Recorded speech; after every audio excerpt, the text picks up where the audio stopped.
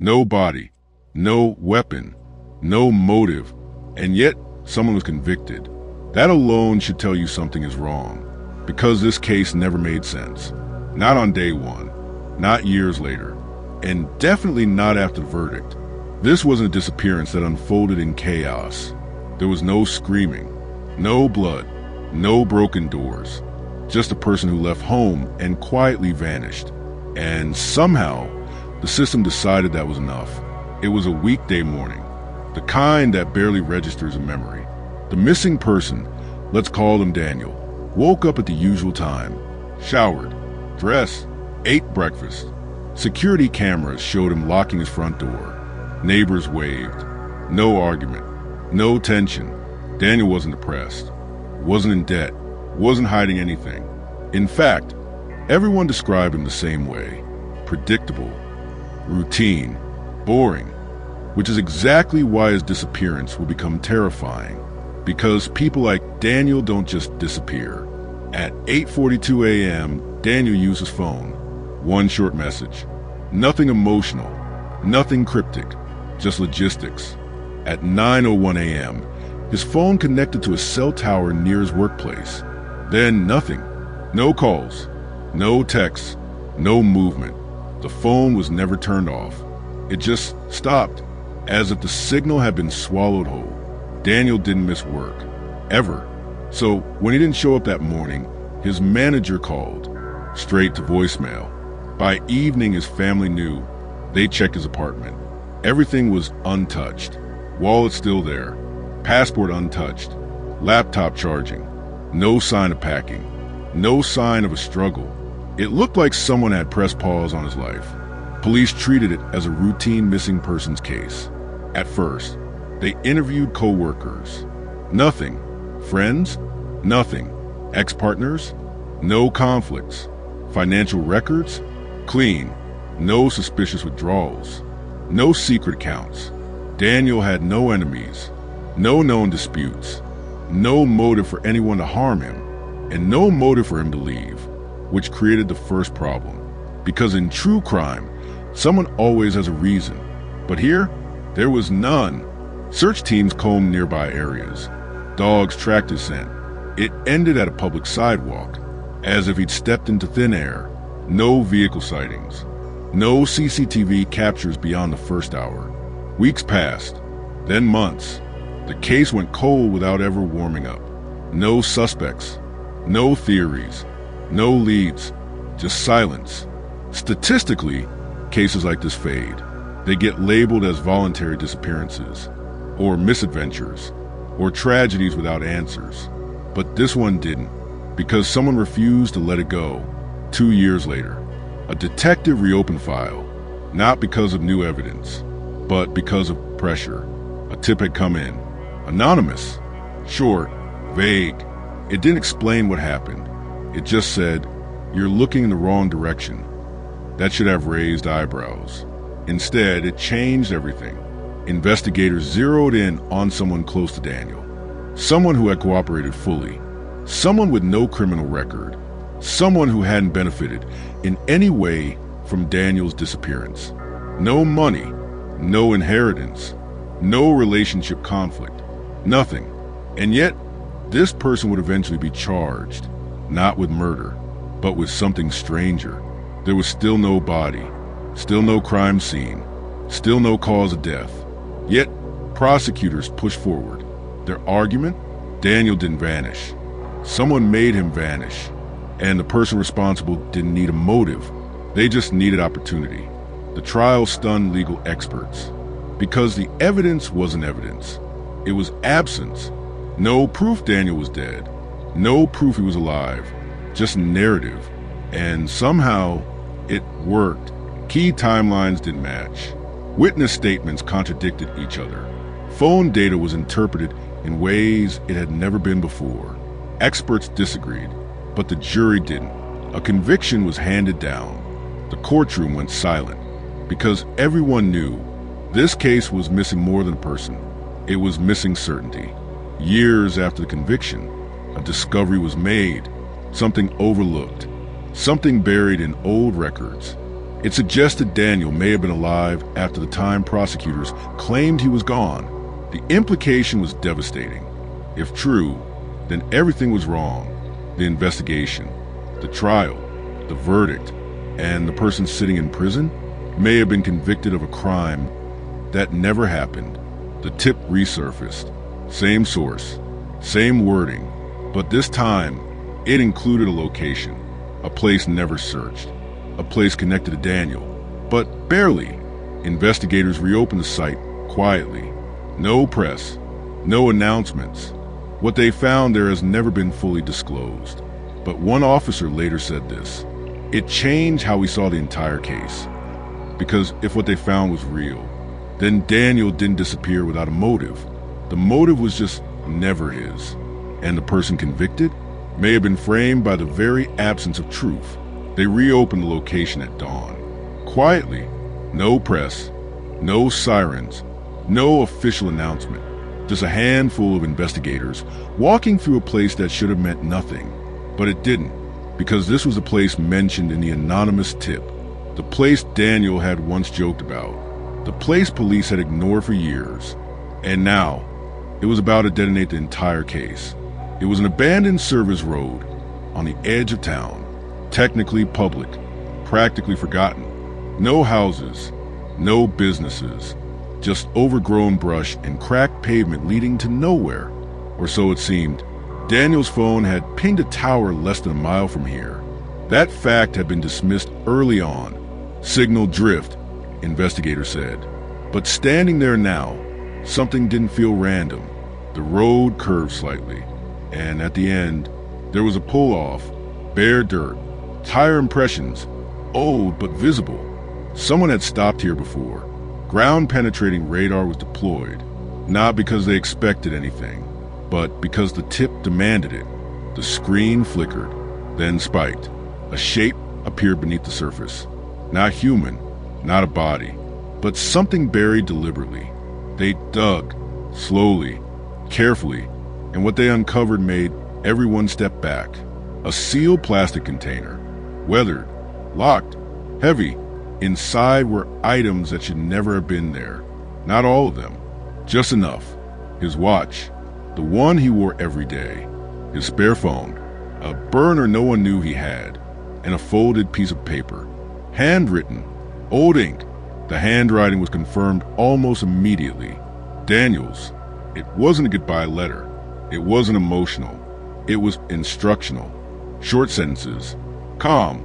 Almost clinical. It listed dates, times, and one sentence circled twice. If this is found too early, everything fails.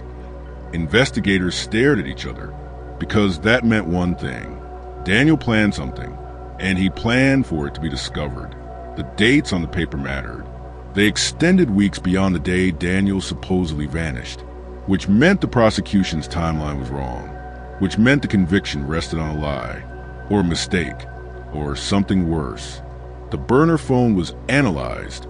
It had been used, briefly, sparingly, location data placed at miles outside the original search radius. And the timestamps? They didn't match the official story. At all. Not yet. Prosecutors are informed. Defense attorneys aren't. The case is technically closed. Reopening it would trigger a legal earthquake. So, instead, investigators dig deeper, off the books, and what they find next turns suspicion inward. The anonymous tip didn't come from nowhere. Tracing it leads to a burner email, then a VPN, then a government network. Someone with access, someone trained to hide, someone who knew procedure. This wasn't a random citizen. This was someone inside the system, and they had waited years to speak. Daniel wasn't hiding from someone. He wasn't running. He was positioning. Financial records, once thought clean, are re-examined. Tiny transactions appear. Amounts too small to flag. Spread across years. Not money laundering. Not fraud. Something else. Daniel had been quietly researching disappearances. Cases with no bodies. No suspects.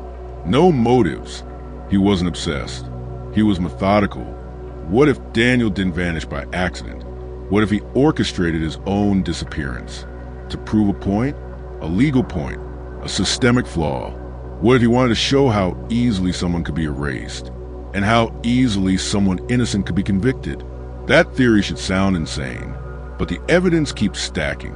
Daniel's job: electrician, access to infrastructure, substations, restricted zones, places with limited surveillance, places where phones lose signal, places where someone could disappear without leaving a trace.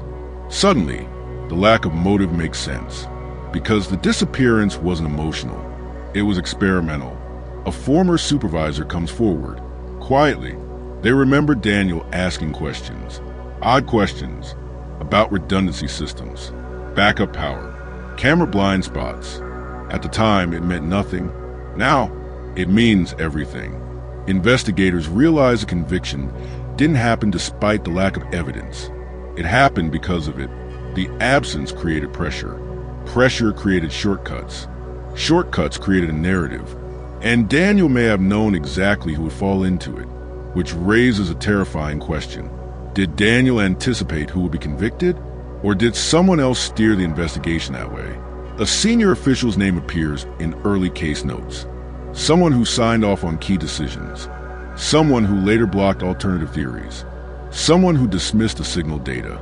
That same person had ties to the network used by the anonymous tipster. This is no longer a missing persons case. It's a systemic failure or manipulation. The defense team is informed. They request an emergency hearing. Prosecutors push back. They argue the new evidence proves nothing because legally, Daniel is still missing, still presumed dead, and intent still matters. But the judge hesitates because the note exists, and the note suggests planning. Before the hearing can happen, another message arrives. Same source, same style, one sentence. You're still looking for him. You should be asking why he's watching. Attached is a photo, recent, time-stamped, grainy, but clear enough to recognize the posture, the build, the stance. A man standing near a transit station, face obscured, but wearing Daniel's watch, the same one buried years ago. Because if Daniel is alive, then this was never a disappearance. It was a demonstration. The image changes everything, not gradually, not theoretically, instantly, because the watch in the photo is unmistakable. Daniel's watch, scratch bezel, cracked glass at the edge. The same watch his sister identified years ago in evidence photos. The same watch that was buried. The same watch investigators believed had been untouched since the day Daniel vanished. And now, it's on a living wrist. The image is grainy, taken from across the street. Nighttime, a transit station platform lit by fluorescent lights. The man is standing near the edge, hands in pockets, body turned slightly away from the camera, face obscured by shadow. But the posture? Unmistakable. Daniel used a stand like that, weight shifted to 1 foot, shoulders slightly hunched, as if always listening, waiting. The timestamp shows it was taken 2 days ago, which means Daniel wasn't just alive. He was active and close. The task force fractures immediately. Some say the photo is staged, a copycat, a distraction. Others aren't convinced, because the metadata checks out. The camera model exists. The timestamp aligns with station logs, and the transit card log shows something else. A card was used at that exact station, at that exact time, registered under a name that doesn't exist. But the pattern of usage? It matches Daniel's old commute perfectly. The wrongly convicted man, the one who spent years behind bars for Daniel's murder, is finally shown the image. He doesn't cry. He doesn't shout. He laughs, quietly, then says something that chills the room. I told you he wasn't dead. That statement hits harder than the photo itself, because it means something else. He didn't just deny killing Daniel. He believed, all along, that Daniel was still out there, under oath. The prisoner admits something new, something he never said before, because no one ever asked. He says Daniel approached him weeks before the disappearance, not as a friend, not as an enemy, but as a stranger with questions. Questions about routines, about alibis, about how easily someone's life could be reconstructed by police. Daniel wasn't scared. He was curious, almost excited. Investigators pulled Daniel's old digital footprint again. This time, they looked beyond surface data. Deep web activity, academic forums, legal discussion boards.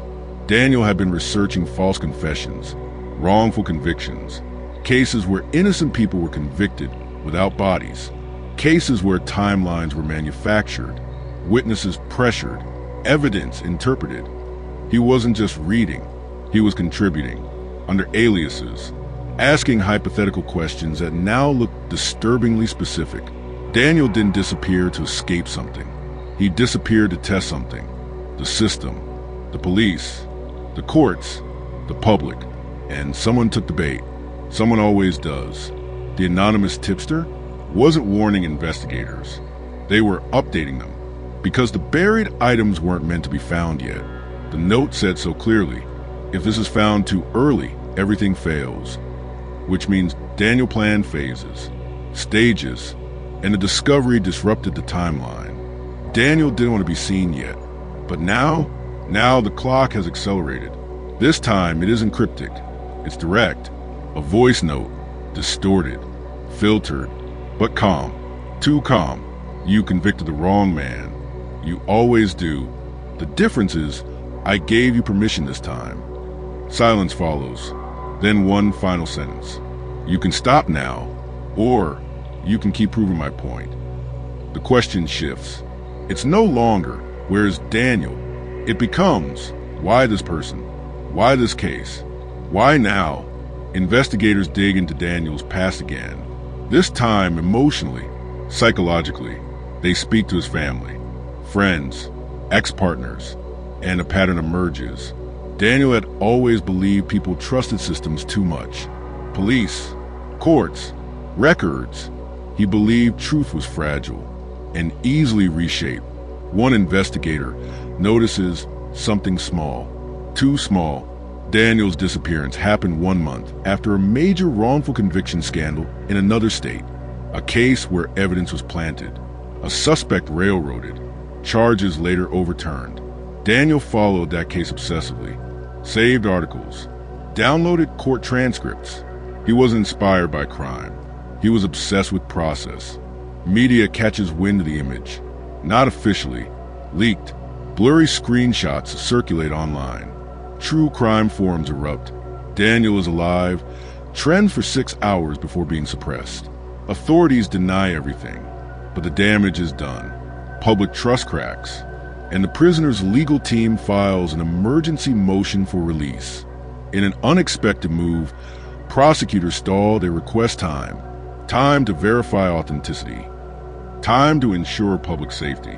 But the judge asks the question no one can dodge. If this man is alive, who did you convict? Silence, because there is no answer. Late that night, investigators receive one more file. Video, short, no metadata, no location data, just Daniel, sitting at a table, facing the camera, alive, older, calmer. He looks directly into the lens and says, if you're watching this, you've already failed, but you still have a choice. He pauses, smiles slightly. The question is, who do you let go first? The video cuts, because now, this isn't about finding Daniel. It's about undoing a conviction, exposing a system, and stopping a man who turned his own disappearance into a weapon. The room is silent when the video ends. No one speaks. No one moves. Daniel Harper, missing, presumed dead, legally murdered, had just looked straight into the camera and spoken as if he were hosting a lecture, not hiding, not running, teaching. And that realization hits harder than anything else. This wasn't survival. This was design. If you're watching this, you've already failed. That sentence replays again and again. Failed who? Failed what? Investigators replay the video frame by frame. The room Daniel is in looks sterile. Plain table. White walls. No windows. No personal items. Like an interview room or a testing facility. Then someone notices something small. A reflection In the metal edge of the table, a second figure, standing behind the camera. Daniel wasn't alone. Until now, everyone assumed Daniel was orchestrating this alone, a mastermind, a ghost, but the reflection proves otherwise. Someone else was there, someone filming, someone participating. The case is no longer about a disappearance. It's about a network. Hours after the video leaks internally, the wrongly convicted man is transferred. No explanation, no notice, just gone. His attorney is furious, files motions, calls judges. But by morning, it's too late. The man is in protective custody, not for his safety, for everyone else's, because overnight he received something, a letter, no return address. One line written in careful block letters: "You serve your purpose. Stay quiet." Investigators finally connect the dots they've been avoiding. Daniel didn't just predict a wrongful conviction. He engineered one. He studied the system, learned its weaknesses, then built a scenario where police pressure, circumstantial evidence, and narrative momentum would do the rest. And it worked perfectly. Daniel didn't disappear to prove the system was flawed. He disappeared to prove how easily it could be manipulated.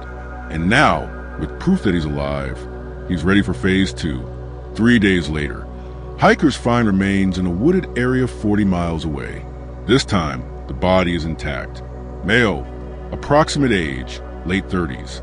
Dental records don't match Daniel, but something else does. The clothing, the watch, the shoes.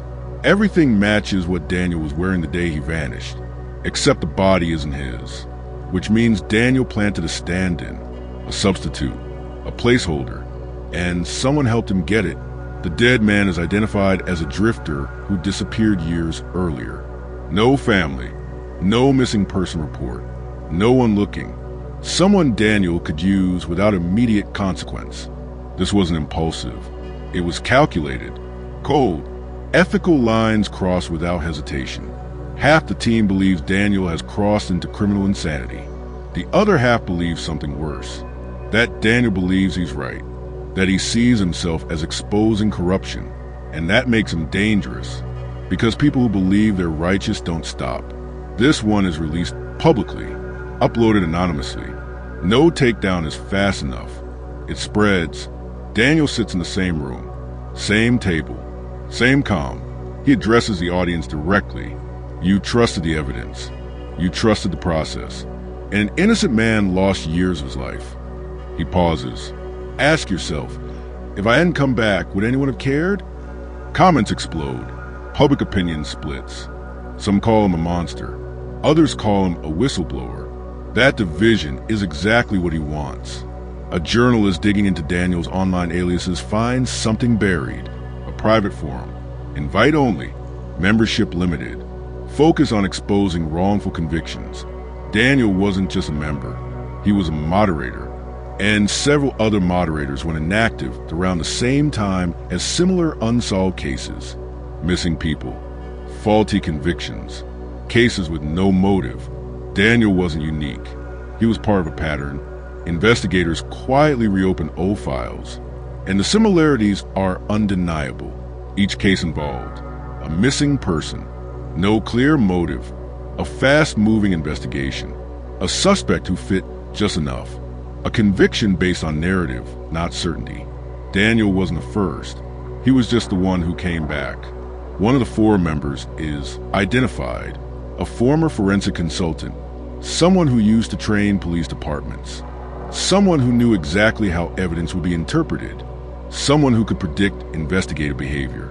And that person is currently advising another police department on another missing person case.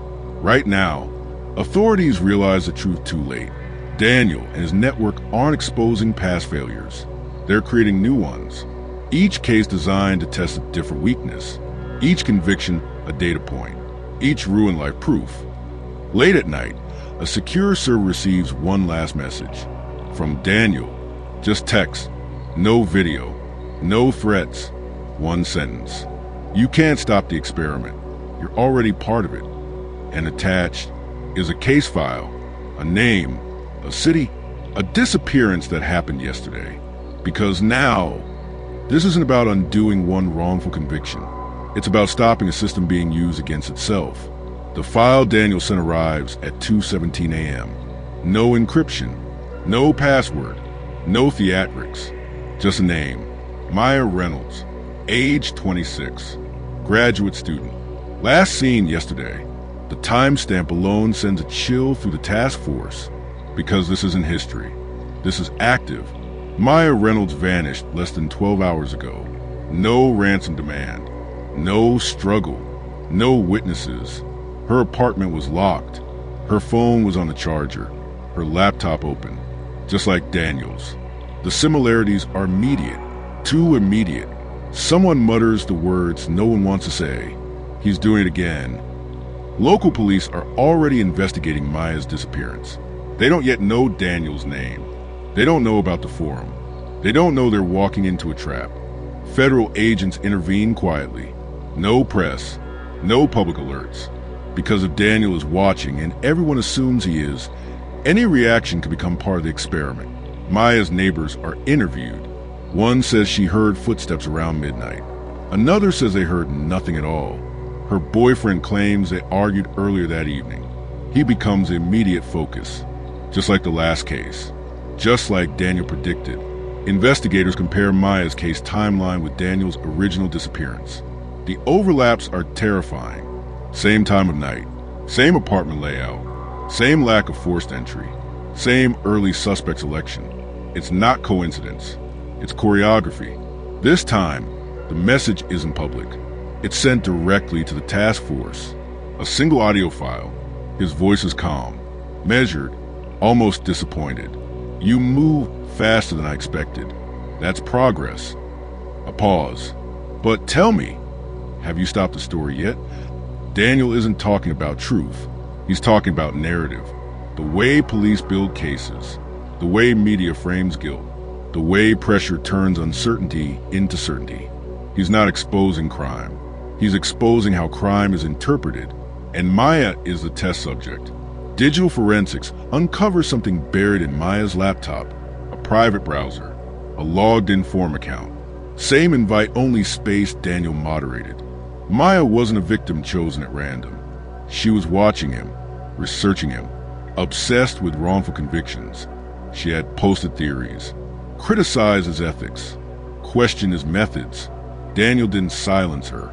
He recruited her, or tried to. Half the task force believes Maya staged her own disappearance. The other half believes Daniel staged it for her. Either way, the case is spiraling beyond control, because if Maya is a willing participant, then the line between victim and collaborator disappears. A breakthrough finally cracks the private network open.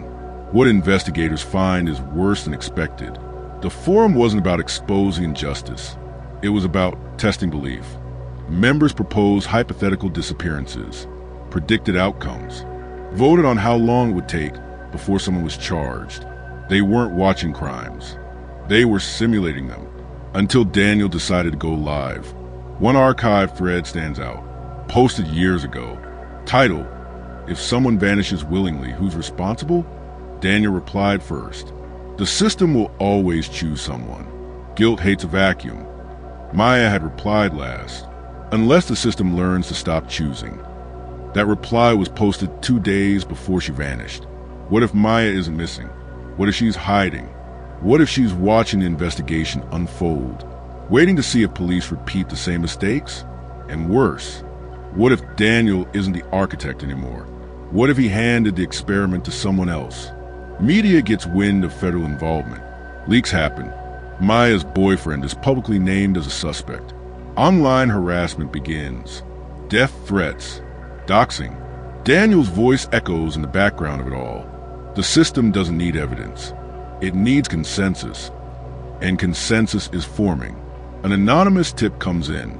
Coordinates. A location outside the city. Agents arrive expecting a body. They find something else. A room, almost identical to one in Daniel's videos. Same table. Same lighting. Same camera setup. But this time, the chair is empty. And written on the wall in black marker, You're closer than you think. Hidden in the room is a server, live, streaming, not to the public, to the forum.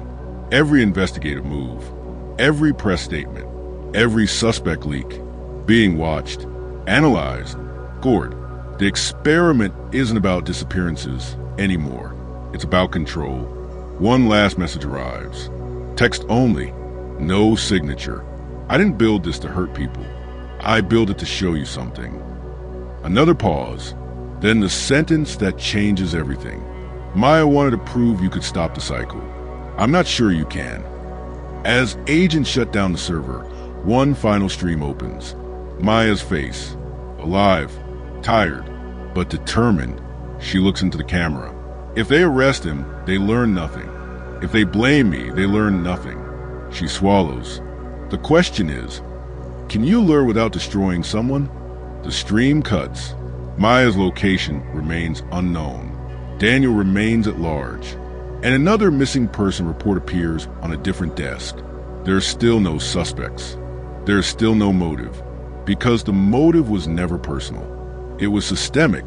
This case remains officially unsolved. No arrests, no bodies, no closure. Just a growing list of disappearances. And a system still choosing someone to blame.